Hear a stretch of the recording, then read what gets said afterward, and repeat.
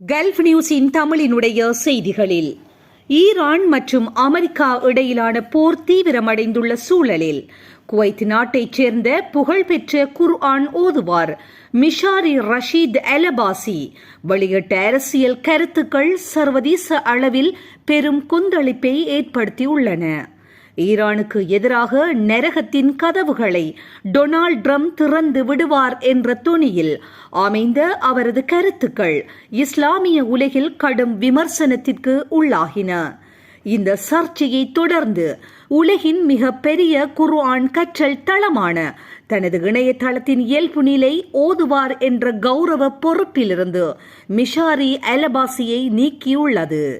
ஆன்மீக பணியில் இருப்பவர் போர் மற்றும் அரசியல் விவகாரங்களில் ஒரு தரப்பிற்கு ஆதரவாக செயற்பட்டதே இந்த தளத்தின் அதிரடி முடிவுக்கு காரணம் என தெரிகின்றது.